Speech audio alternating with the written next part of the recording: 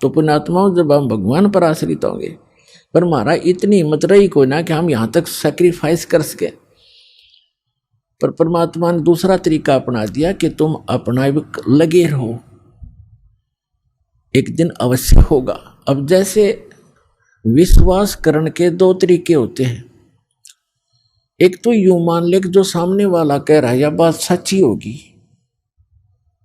और नहीं फिर उसके बताए अनुसार कुछ करके प्रैक्टिकल देख ले तो वो भी बात फिर वह सच्चाई तो ऊपर आएगी। जैसे एक किसान था और एक सेठ के पास अपनी फसल बेचकर आता था मंडी में, और उसका आड़ती था पक्का और नहीं जाता था कहीं पर।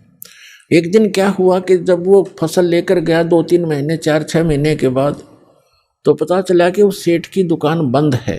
पूछने से कारण का पता चला कि उसका दिवाला निकल गया, वो अब आड़ती नहीं रहा।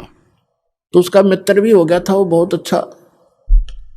अब उसके पास गया, उसके कुछ पैसे भी देने थे, वो कुछ उधार ले जाता था उससे सेठ, वो किसान। उसके घर गया सेठ के, उससे पूछा सेठ जी क्या बनेगी कि भाई बहुत बुरा हाल हो गया, मेरा तो घाटा लग गया एक बिजनेस में बहुत गना, और मेरा दिवाला निकल गया, रोजी रोटी को भी दूभर हो गए, कुछ रास्ता बता मेरे को मित्र। अब किसान को तो अपने ही प्रोसेस का पता था, प्रोसीजर का। कहने लगा भी मैं तो अपना खेती बाड़ी के बारे में बता सकता हूँ और तेरी मदद कर दूंगा जितना मेरे से हो सकेगी।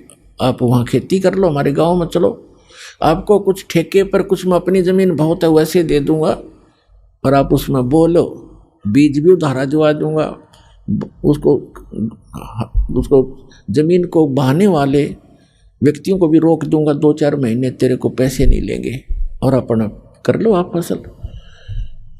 उसने सोचा चल भाई ठीक है, जब ये इतना साथ दे रहा तो वो चला गया किसान के साथ।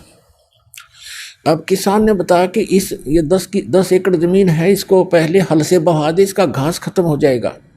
घास खड़ा था उसमें, तो उसने किसी किराए के हाली को लिया, उससे बहा दिया। अब कुछ दिनों के बाद उसमें फिर घास हो गया, तो किसान ने कहा कि इसको एक बार फिर बहा दे। उसको कई बार बहाना पड़ता है, अक्सर तरह कुछ ऐसे हैं। उसके बाद समय आने पर फिर उसमें वर्षा होगी, वर्षा होने से पर कहा कि अब इसमें बीज बो दे, गेहूं बो दे। उसने गेहूं बीज दिया या बाजरा बीज दिया। अब वो तो लाला जी था, रोजाना के 200 से 400 रुपये लेता था, गले में उठाता था। हर वहाँ चवन्नी नहीं आ रही, रोज खर्च ही खर्च हो रहा है, और डेली लिख रहा है। बाई वाली ने लिए 5 रुपये, दूसरी बार लिए 5 रुपये, तीसरी बार लिए 5, 15 रुपये तो खर्च हो लिए उसके, और अन इनकम अभी कोई आशा नहीं। जब उसने गेहूं बीजे, गेहूं का भी हिसाब ला लिया, बीज 50 रुपये का बीज गेहूं का, वो भी लिख लिया। उधार थे, देने तो थे ही उसने सोचा बड़ी बात बिगड़ी भाई, आता कुछ नहीं, जा ही रहा है। फिर देखा वो गेहूं बोने के बाद क्या देखा, खेत में सारे में घास उग गया। उसको पता था नहीं प्रोसेस का, वो सारे में गेहूं उग गए थे, सारा हरा भरा हो रहा, और वो माथे बात लाए बैठे।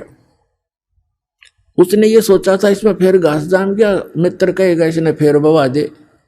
तो किसान भी घूमता फिरता चला गया देखने के लिए अपने मित्र की खेती, देखो कैसी लगी है, बहुत बढ़िया लगी थी।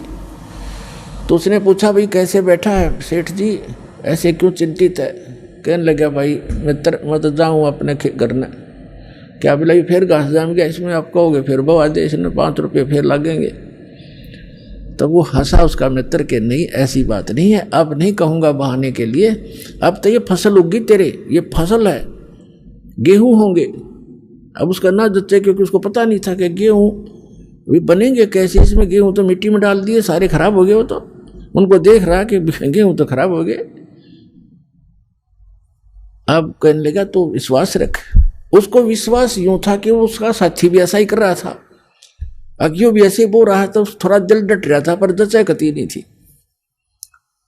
और जब वो परिपक्व हो गए गेहूं और 40 किलो, और फिर वहां निकले काफी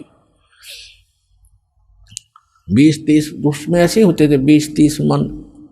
तो जब वो गेहूं पक गए, उसमें बाली आली, बाली को उसने फोड़ कर देखा, उसमें गेहूं थे। ओहो, तब उसको विश्वास हुआ कि सच में जो मित्र कह रहा था आज वो सारी सच्ची पाई। तो अपने आत्माओं, ऐसे ही ये जो ज्ञान है आप प्रथम बार सुन रहे हो, और इस भगवान के विषय में भी आप प्रथम बार सुन रहे हो बहुत से, क्योंकि प्रथम समझो जिसने अब ज्ञान लिया, यहाँ से उपदेश लिया, वो प्रथम ही समझा जाता है।